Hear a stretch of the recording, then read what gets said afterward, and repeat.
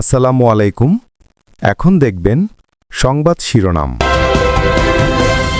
এখনো আসন সমঝোতা চূড়ান্ত করতে পারেনি বড় দুই জোট।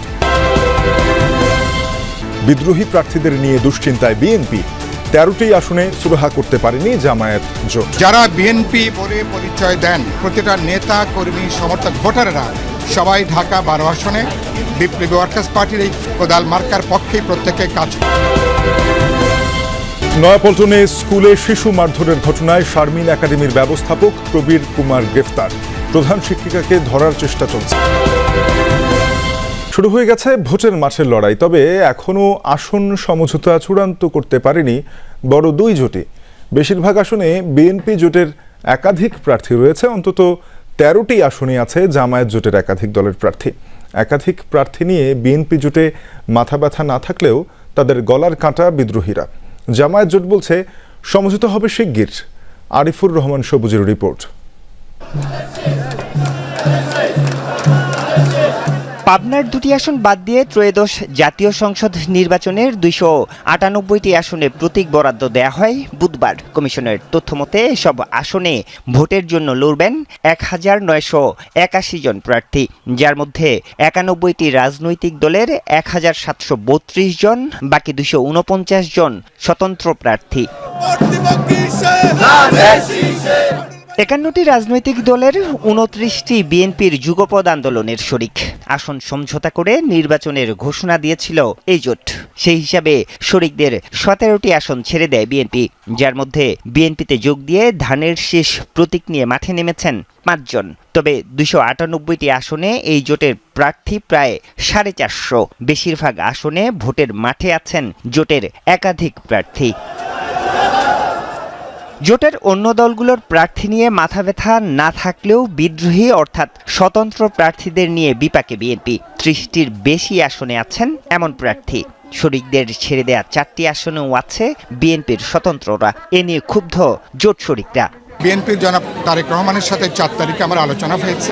তিনি যেটা আমাদেরকে আশ্বস্ত করেছেন, যারা বিএনপি বলে পরিচয় দেন প্রতিটা নেতা কর্মী সমর্থক ভোটাররা সবাই ঢাকা 12 আসনে বিপ্লবী ওয়ার্কার্স পার্টির এই কোদাল মার্কার পক্ষেই প্রত্যেকে কাজ করবেন। ভোটের মাঠে নামার আগে 10 দলীয় জোটের জন্য বড় ধাক্কা ছিল ইসলামী আন্দোলনের বেরিয়ে যাওয়া, যার মূল কারণ আসন সমঝোতা না হওয়া। ইসলামী আন্দোলন বেরিয়ে গেলেও অন্তত 13টি আসনে সুরাহা করতে পারেনি জামায়াত জোট। 6 আসন উন্মুক্ত রাখার কথা বলা হলেও 298টি আসনে জোটের প্রার্থী 313 জন। এনসিপিকে ছেড়ে দেয়া 7টি আসনে আছে জোটের অন্য দলের প্রার্থীরাও। 10 দলীয় ঐক্যজোট আপনার সাধারণ মানুষের কথা বলবে, গণ অভ্যুত্থানের কথা বলে, সংস্কারের কথা বলবে। জামায়াত নেতৃত্বাধীন জোট থেকে বেরিয়ে এককভাবে নির্বাচনে ইসলামী আন্দোলন 253টি আসনে প্রার্থী দিয়েছে দলটি। এককভাবে 192টি আসনে নির্বাচন করছে জাতীয় পার্টির লাঙ্গল মার্কা। যারা আমাদেরকে ভোট দিবেন বলে মনস্থ করেছেন বা তারা আমাদেরকে জানাচ্ছেন যে তাদের উপর হুমকি আসছে। হ্যাঁ, ভোটের মাধ্যমে দেশে আর স্বৈরাচার, অত্যাচার ও অনাচার ফিরে আসবে না। নিশ্চিত হবে নাগরিক অধিকার ও ন্যায় ভিত্তিক শাসন ব্যবস্থা, এমনটাই বলছেন প্রধান উপদেষ্টার প্রেস সচিব শফিকুল আলম। সকালে ঢাকার ধামরাইয়ে বুচাই পাগলার মাজার পরিদর্শন শেষে গণমাধ্যমকে কথা বলেন তিনি। এই সময় প্রেস সচিব বলেন, ভোট গণনায় কিছুটা সময় লাগলেও ভোট গ্রহণ নিয়ে কোনো ধরনের সমস্যাই হবে না। প্রেস সচিব আরও বলেন, বর্তমানে সারা দেশে গণভোটে হ্যাঁয়ের পক্ষে জনমতের জোয়ার দেখা যাচ্ছে। শান্ত থেকে ধৈর্যের সাথে ভোট দেওয়ার জন্য ভোটারদের আহ্বান জানান তিনি। সারা বাংলাদেশে আমরা একটা জোয়ার দেখছি হা ভোটের জন্য। মানুষ জানে যে হা ভোটে দিলে, হা ভোটে যদি তারা সিল দেয় তো দেশে আর স্বৈরাচার ফিরবে না, দেশে অনাচার ফিরবে না, অত্যাচার ফিরবে না। প্রচার প্রচারণার দ্বিতীয় দিনে রাজধানীর বিভিন্ন এলাকায় গণসংযোগ চালিয়েছে 10 দলীয় নির্বাচনী ঐক্যের প্রার্থীরা। সকালে গণমিছিলের নেতৃত্ব দেন ঢাকা 11 আসনের এনসিপির প্রার্থী ও দলটির আহ্বায়ক নাহিদ ইসলাম। এ সময় সংস্কার ও ক্ষমতা কাঠামোর পরিবর্তনের জন্য ভোট চেয়েছেন তিনি। মিরপুর ও বনানীতে গণসংযোগ করেছেন ঢাকা 16 ও 17 আসনের জামায়াত প্রার্থীরা। সকালে রাজধানীর নতুন বাজার এলাকায় 10 দলীয় ঐক্য এবং ঢাকা 11-র এনসিপি আহ্বায়ক নাহিদ ইসলামের নেতৃত্বে হয় গণমিছিল। জানান নিজ আসনের প্রার্থী হিসেবে এটাই তার আনুষ্ঠানিক প্রচারণা।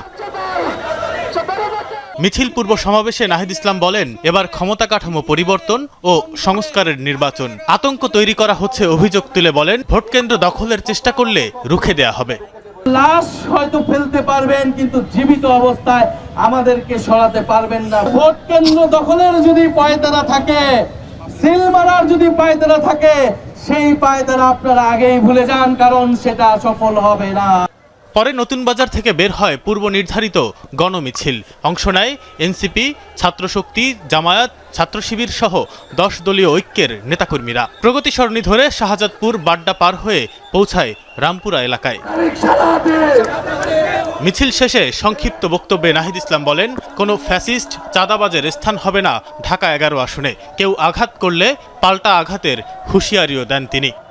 10 দলীয় নির্বাচনে নেতাকর্মী শাপলাকলিকের সমর্থকদেরকে কেউ যদি হুমকি দেয়, কেউ যদি ভয় দেখানোর চেষ্টা করে, আমরা প্রতিরোধ করব, পাল্টা আঘাত তৈরি করবো ইনশাআল্লাহ। মিরপুর 7 নম্বর সেক্টরে প্রচারণা চালান ঢাকা 16 আসনের জামায়াতে ইসলামীর প্রার্থী অবসরপ্রাপ্ত কর্নেল আব্দুল বাতেন। সকালে মিরপুর 11 নম্বর মেট্রো স্টেশন থেকে শুরু করে 7 নম্বরের বিভিন্ন অলিগলিতে চালান গণসংযোগ। এ সময় দুর্নীতিমুক্ত ও সুশাসনের বাংলাদেশ গড়তে সবার সমর্থন কামনা করেন তিনি। তাদের আশ্বাস, জামায়াতে ইসলামের হাতে যদি দেশ পরিচালনার সুযোগ আসে, তাহলে দেশে দুর্নীতি কমবে, দেশে সুশাসন প্রতিষ্ঠিত হবে এবং দেশে যে উন্নয়ন বাজেট সেটা সঠিকভাবে ব্যয় হবে এবং দেশের উন্নতি হবে। এছাড়া সকালে রাজধানীর বনানীতে গণসংযোগ করেন ঢাকা 17 আসনের জামায়াত মনোনীত প্রার্থী ডাক্তার SM খালেদুজ্জামান। ধন্যবাদ আপনাকে। কালকে আমরা আনুষ্ঠানিকভাবে আমাদের যে নির্বাচনী যে পদযাত্রা শুরু হয়েছে আমরা কালকে করছি। আজকে নামাজের পরে আমরা আমার আলমডাঙ্গা উপজেলায় 3টি ইউনিয়নে আছে। আমার হলো নাগদা ইউনিয়ন, আলহাস ইউনিয়ন এবং খাসকড়া ইউনিয়ন। এই 3টে ইউনিয়নে আজকে আমরা গণসংযোগ করব এবং পথসভা করব। এর ভেতর দিয়ে সন্ধ্যার পরে রাত্রে আমাদের একটা জায়গায় হলো আমাদের বড় করে একটা প্রোগ্রাম আছে। সেটা বিভিন্ন আপনারা জানেন যে আলমডাঙ্গা আমাদের বিভিন্ন সাধু সংঘের লোকজন আছে, ওরা সবাই একত্রিত হবে। সেখানে সন্ধ্যার পরে একটা বড় একটা প্রোগ্রাম আছে। কি মেসেজটা দিচ্ছেন সব থেকে ভোটারদের কাছে? না, ভোটারদের কাছে আমরা যে মেসেজটা দিচ্ছি যে আমরা 17 বছর ভোট অধিকার থেকে বঞ্চিত ছিলাম। ভোটের দিনটা যাতে উৎসবমুখর পরিবেশ হয় এবং আমরা যাতে 70 থেকে 80% ভোটারদেরকে আমরা উপস্থিতি ঘটাতে পারি। ভোট যাকেই দিক না কেন, এই নির্বাচনটা একটা উৎসবমুখর এবং যাতে এই নির্বাচনে সবাই অংশগ্রহণ করে।